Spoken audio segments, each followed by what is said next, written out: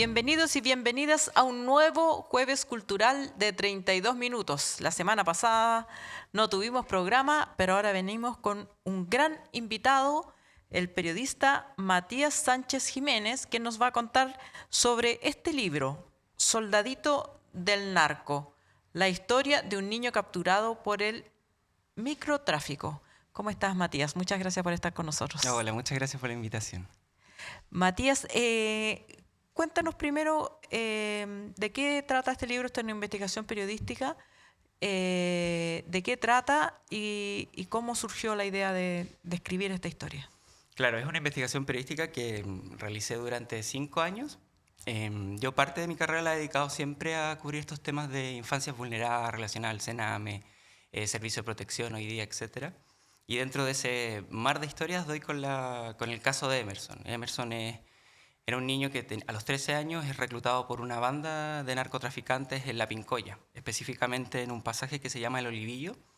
Y ahí él vive con su familia, creció con su familia dentro de la población, no dentro del mismo pasaje, pero en un momento, claro, en un momento él retorna a la casa de su familia porque crece con su abuela. Y este pasaje estaba dominado por una banda de narcotraficantes, que son dos mujeres, dos hermanas, que habían heredado un negocio de su madre que crea esta banda cuando se forma la población La Pincoya, un poco antes de los años 70. O sea, una banda antigua. Claro, con historial. Con historial, Su madre ya. es la que crea esto y empieza a dominar el sector, y luego ella por edad se jubila, entre comillas, y las hermanas heredan este negocio. Y lo que empiezan a hacer ellas es reclutar a niños dentro de la misma población para utilizarlos como soldados, que es esta figura dentro del crimen organizado como lo más bajo, que es finalmente pararse en las esquinas, portar pequeñas cantidades de drogas, hacer estas transacciones y alertar de la presencia policial. Y Emerson se ve involucrado un poco con la banda, lo capturan, y además surge algo en específico, que Emerson y la narcotraficante van al tribunal de familias y piden la tuición. La narco pide la tuición de Emerson y una jueza autoriza esto y se la entrega. Y así ella puede hacer lo que quiera con él, y se va desarrollando esta historia de cómo finalmente el Estado y también los tribunales de familia y cómo el microtráfico va abordando la vida de este niño de 13 años y que tiene un desenlace bien fatal en realidad. Sí, vamos a ir al desenlace, pero primero cuéntame, ¿en qué capa del sistema de protección de la infancia es posible que una persona con esta práctica pueda hacerse la tuición de un niño? Porque hasta donde conozco, supuestamente uno tiene que, o sea, para que te pasen un niño tienes que dar cuenta de muchos antecedentes, tienes que demostrar que tienes viabilidad económica, que puedes sustentarlo. ¿En qué grieta del sistema es posible que personas que ejercen el narcotráfico accedan a la tuición de un niño? En la investigación, cuando ocurre esto específicamente del Tribunal de Familias, yo creo que hay dos factores que están muy marcados hasta el día de hoy dentro del sistema. Uno es la pobreza en la que viven las familias de estos niños, y también el colapso que existe dentro del Tribunal de Familia. Por un lado, el factor de la pobreza influye mucho. No olvidemos que en el 2018 también vino una comisión a Chile y hace una investigación que determina que gran parte de los niños que ingresaban en esa época al CENAME era específicamente por ser escasos recursos, ¿ya? La madre de Emerson, que es Carola, mantenía un historial largo de vulneraciones contra sus propios hijos. Ella, además de Emerson, tenía 8 hijos más, ¿ya? Entonces, ninguno de los padres estaba presente, ella no tenía mayores estudios, también trabajaba como vendedora ambulante. Entonces, había una cierta suerte de constante vulneración a sus propios hijos. Ella salía en las mañanas a trabajar, a vender, y sus hijos estaban repartidos entre distintas familias también, entonces quedaban un poco a su suerte. Entonces los niños se escapaban, iban al Mall Plaza Norte a pedir dinero, faltaban mucho a clase, etc. Les tenían un apodo que eran los bacterias dentro del colegio. Este apodo era porque iban muy sucios también a clase. Entonces, cuando ocurre todo esto de que Emerson empieza a conocer a esta banda de narcotraficantes y va con la narco a pedir la tuición al tribunal, en el tribunal se enfrenta la magistrada a una situación de que va una mujer que no tenía antecedentes, el mismo niño también ya cautivado un poco con las drogas. Quería vivir con él. Claro, da su opinión y dice: quiero vivir con esta mujer. Le pregunta por el narcotráfico, porque antes de que Emerson entrara en esta banda, él pertenecía a programas del CENAME. Ya. Y los mismos programas se encargan de alertar también al Tribunal de Familia sobre lo que estaba sucediendo con él y sus hermanos en específico. Y al momento de que van a pedir la tuición, en el historial de Emerson salían muchos documentos y hablaban sobre que él estaba iniciando una cercanía con esta banda y con el consumo de drogas. Sin embargo, la magistrada no ve estos antecedentes en realidad, y lo que determina dentro de 15 minutos y sin la presencia de su madre es entregarle la tuición finalmente. Y ahí después empiezan también los programas que estaban inscritos, ahí la narco pasa a ser la tutora finalmente. Entonces también empieza esta situación de que ella no comienza a responder dentro de los programas, pero sigue manteniendo todo el rato la tuición del niño. Y los programas no pudieron hacer nada para decirle al tribunal, oiga, yo he visto, ya vamos a hablar más del caso, pero en la filosofía de la protección a los niños, que había mucho debate de si la pobreza es una razón suficiente para arrebatarle el hijo a una madre, porque siempre las alternativas suelen ser peor. Y se discute mucho si las políticas debieran ser apoyar a las madres pobres en vez de quitarle los niños a sus familias, porque siempre la solución, ya sea el Estado o familias de acogida, casi siempre terminan mal, digamos, no solamente por algo, sino que porque muchas familias también participan de este como mercado de ofrecer, hacerse cargo a niños por la pensión que les va a otorgar el Estado. No hay vinculación emotiva, o si caen en un programa de protección del Estado están expuestos también a muchas otras violaciones, como han establecido esos mismos informes que tú citas. No hubo como una apelación, la madre no apeló, no apelaron los programas, ¿qué pasó ahí? Es bien curioso en el caso específico de Emerson, sobre todo los programas que se mencionan en el libro, que son programas especializados en calle, que son enfocados en esa época en buscar... Y que reciben recursos del Estado. Además, Sí. claro, son fundaciones o colaboradores, Del organismos Estado. colaboradores, claro, del Estado. Y efectivamente ellos se enfrentan a una rivalidad al trabajar con estos niños también con las mismas bandas dentro de los territorios que están dominados por ellos. Yo conversé con gente de los programas, en el libro también participan algunos de ellos, y comentaban que tenían que hacer también un cierto pacto con estas bandas, en este sentido de como tú no tocas a los niños con los que yo estoy trabajando y yo no te denuncio a ti ante la policía. Ya. Entonces se enfrentaban un poco a estas situaciones. Los programas en sí, si uno puede leer el libro y ver el registro que tenían, alertaron muchas veces, cumplieron su trabajo en enviar todos estos informes a los tribunales de familia, alertaron también a los carabineros, pero sin embargo en el sistema, cuando tenía que activar todos estos protocolos, es cuando ya no funcionaba. Ya no funciona. No, muchas veces pidieron que fueran a buscar a los niños, por ejemplo, al mall, y cuando llamaban, llegaban al otro día, o cuando iban ya no estaban. Entonces se metían órdenes de búsqueda también, que nunca iban los carabineros a la misma población, al pasaje, a hacer esta orden como de recogimiento de los niños. Entonces se van enfrentando un poco también a todas las dificultades que tienen, además de hacer su trabajo, con tribunales de familia. Una de las directoras del programa cuenta que en muchas ocasiones pidió audiencias y o los postergaban o no les daban la hora después, o también hicieron incluso una denuncia. El relato de una de ellas es que denuncian efectivamente a esta misma mujer que ya tenía muchos niños bajo su dominio como soldaditos. Hace una denuncia. ¿Y de todos tenía tuición? No de todos, pero sí de todos, varios. Sí, todos estaban conectados. Más de uno, digamos. Claro, y en un sentido de... Todos habían pasado por el Centro de Medidas Cautelares, que es área especial del Tribunal de Familia que ve estos casos más graves. Todos habían tenido algún pasado también con algún programa o residencia del Sename, y el consumo de drogas de los padres o de ellos muy temprana edad. Esta directora, junto con su institución, van a hacer una denuncia a la Fiscalía, entregan todos los antecedentes relacionados a la narcotraficante y a los niños que estaban capturados. Entregan los números de causa, las direcciones, toda la información personal. Hacen esta denuncia, pasan unos meses y llaman desde la PDI a esta misma funcionaria, a esta trabajadora de este programa. Ella acude a un cuartel pensando que le van a entregar información sobre los avances de la investigación. Y ahí cuando el policía le pide a ella que si puede grabar videos y tomar fotografías y tener testimonios sobre lo que estaba sucediendo, porque para ello era muy complicado acercarse a este sector. Entonces, o sea, le pidieron a ella que ella hiciera el trabajo policial. Exacto. Ella ahí mismo dice qué sentido tiene hacer la denuncia si tengo que yo exponerme, trabajar con los niños, exponerme con los narcotraficantes, además hacer el trabajo de ustedes, como que Claro. no tenía mucho sentido. Entonces también muchas veces se enfrentaron a situaciones de registrar y entregar la información, pero al momento de tomar las acciones y aparte de las autoridades o tribunales familiares no ocurría nada. Ya, entonces esta persona obtiene la tuición de Emerson. ¿Qué pasó ahí? Obtienen la tuición y lo empiezan a utilizar como un soldado. Esta mujer se llama Vanessa y su hermana Joana. Ya. Ambas son hermanas y habían heredado esta banda desde su madre. Vanessa y Carola, que es la madre de Emerson, son vecinas, viven en casas continuas. Entonces Carola, en cierto punto, ya pierde el control de su hijo cuando se integra a la banda y cuando también le entregan la tuición a esta narco. Y Emerson se va a vivir a la casa de ella, va a vivir al lado Legalmente Claro, le podía vivir le con correspondía, ella, claro. Y Carola tiene que lidiar con la rutina de todas las mañanas salir de su casa y encontrarse con su hijo parado en la esquina vendiendo esta droga. Entonces, ella veía como poco a poco su hijo ¿Y se iba Carola perdiendo. quería a su hijo? ¿Le hubiera preferido que hubiera quedado con ella?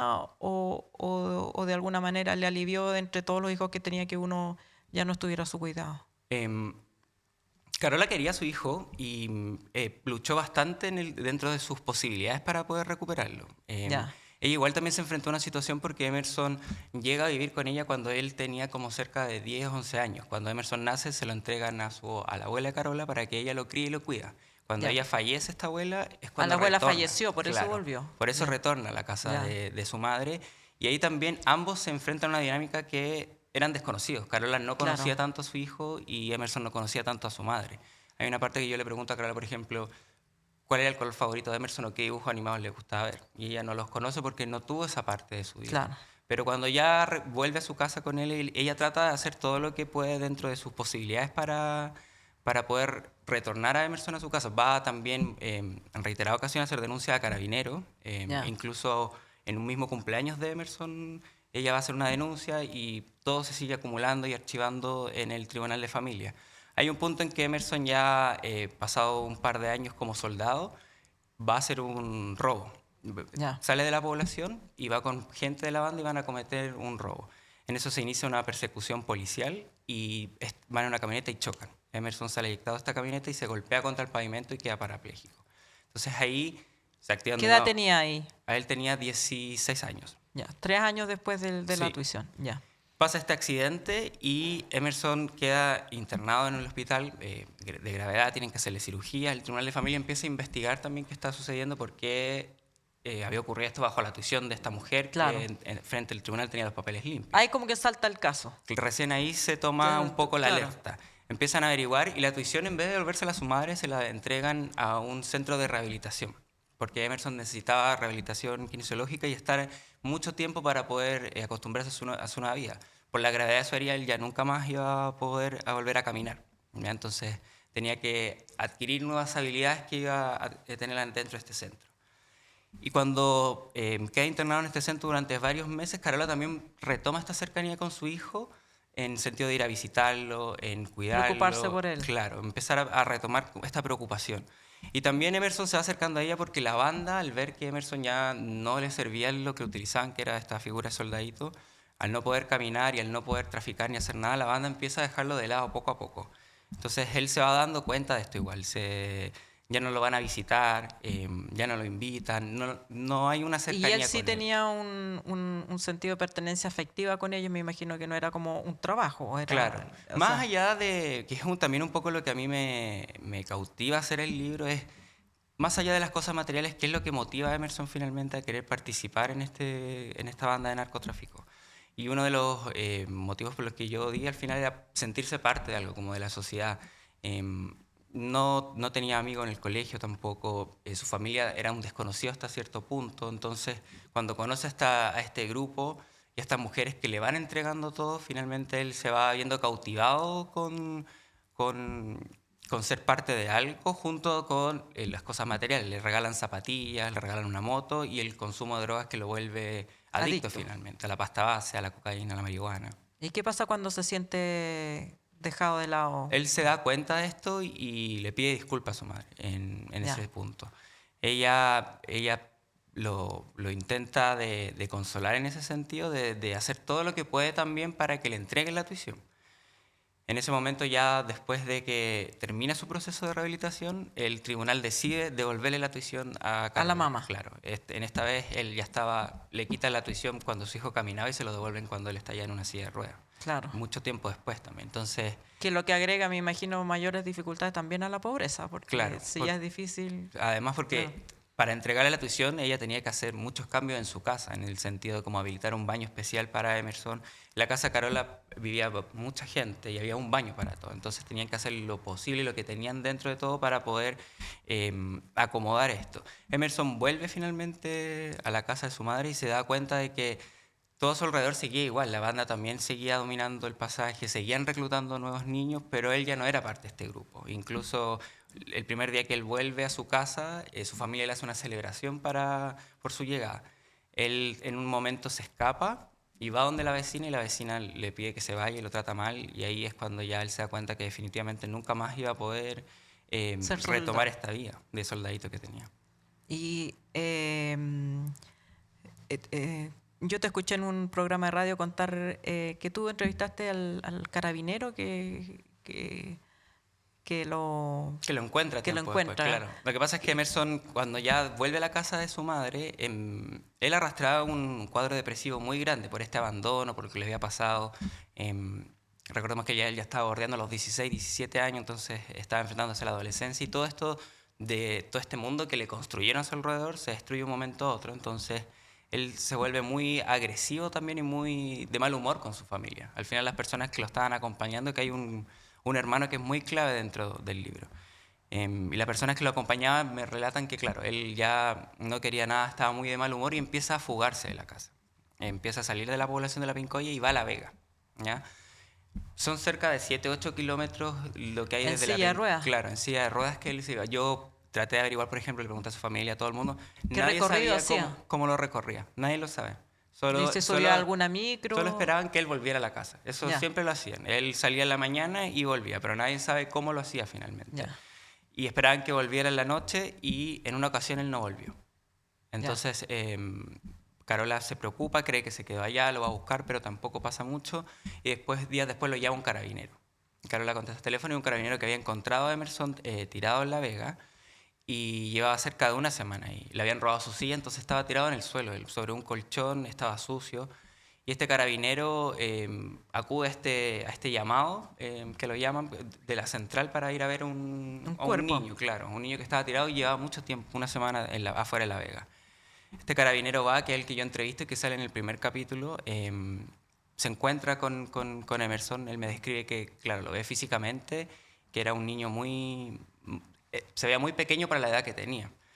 Y le llama la atención porque le pregunta si se puede parar, y le dice que no, que está postrado, que está inválido y que su silla de ruedas se la habían robado. Él llama a una ambulancia porque lo ve en muy, muy mal estado. Llega a la ambulancia, se baja una enfermera, y cuando lo intentan de subir lo toman para subirlo a la camilla, de la espalda de Emerson caen gusanos. Él tenía escaras desde hace mucho tiempo, estaban agusanadas, y el carabinero le impactó mucho la situación. Estaba vivo aún y Estaba vivo, él agusanado. estaba vivo ahí, pero estaba con estas heridas infectadas ahí. El carabinero ya han pasado años de ese procedimiento y hasta el día de hoy se acuerda, porque le impactó mucho. Él nunca había visto esto tampoco. Él me decía, yo he visto esas escenas, pero en cadáveres, nunca en alguien vivo. Entonces Claro. hablaba como del abandono que ella estaba viviendo Emerson en el último tiempo, de esa época de su vida. ¿Y cómo falleció entonces? Emerson fallece tiempo después, por la misma situación de las escaras, por una Ya. infección. Él después, por supuesto, que lo ingresan a la clínica, al hospital, que ha internado bastante tiempo. Tienen que hacerle cirugías, limpieza, etcétera. Y después retorna a su casa, pero ahí también ya estaba en un punto en que no iba a kinesiología, pasaba mucho tiempo acostado, entonces sus heridas también iban creciendo y evolucionando. Nadie tampoco tuvo la preocupación de hacerle las curaciones, las limpiezas que requería, y finalmente Emerson termina falleciendo por esta misma infección, por un shock séptico.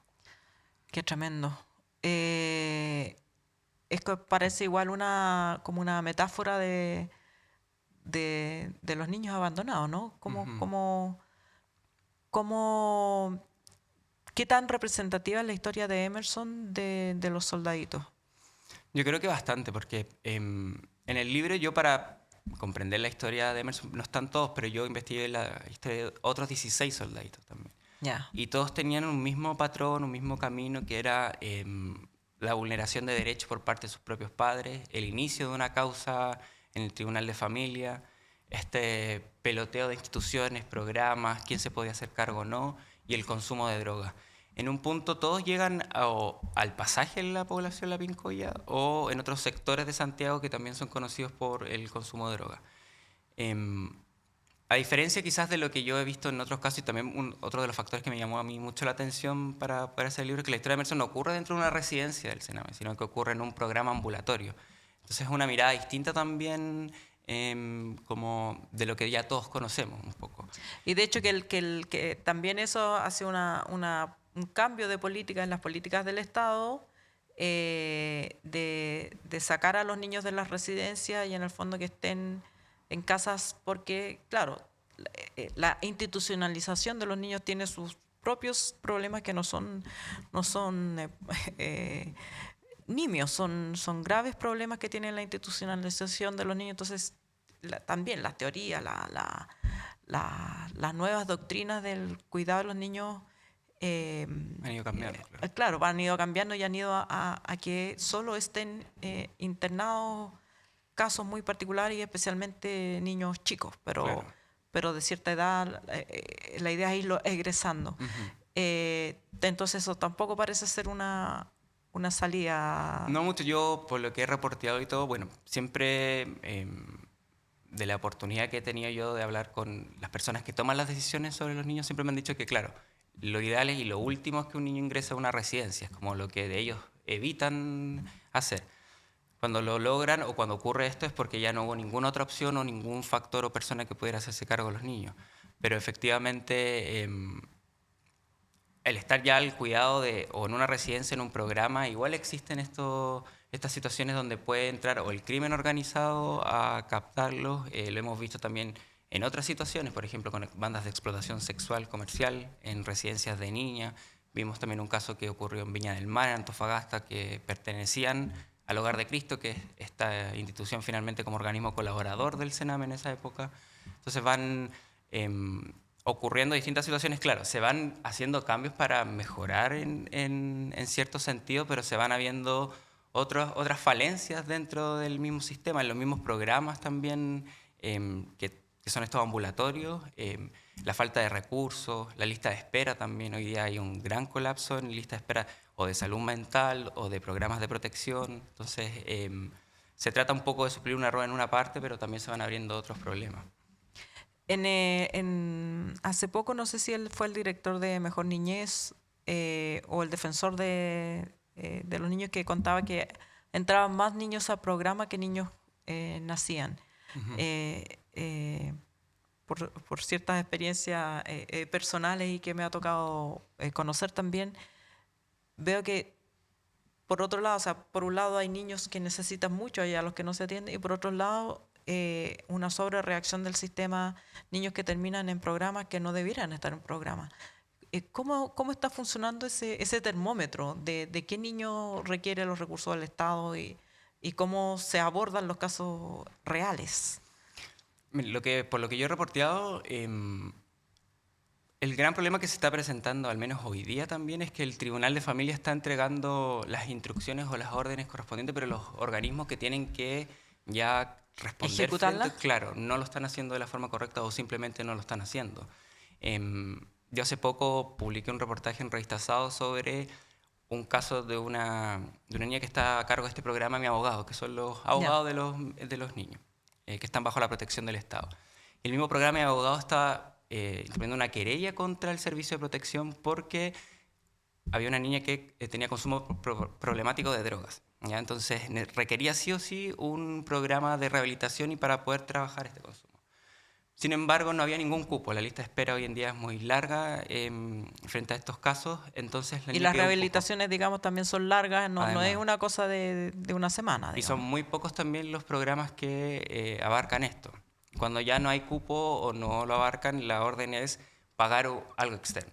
Ya. En ese caso, y por eso se genera también todo este problema judicial, que es finalmente una demanda entre ellos mismos casi. Claro. El servicio dice, yo no voy a pagar esto porque no me corresponde, no está dentro de mis funciones, y empieza toda una temática burocrática mientras la niña también va perjudicándose con su consumo. Deteriorándose, claro. También va siendo trasladada a distintas residencias que las mismas residencias van reconociendo o dicen con anterioridad, yo no puedo recibir este caso porque no estoy apto, ni tengo ni el equipo, ni tampoco el programa para poder trabajar con ella. Sin embargo, lo ingresan igual para poder un poco cumplir esto.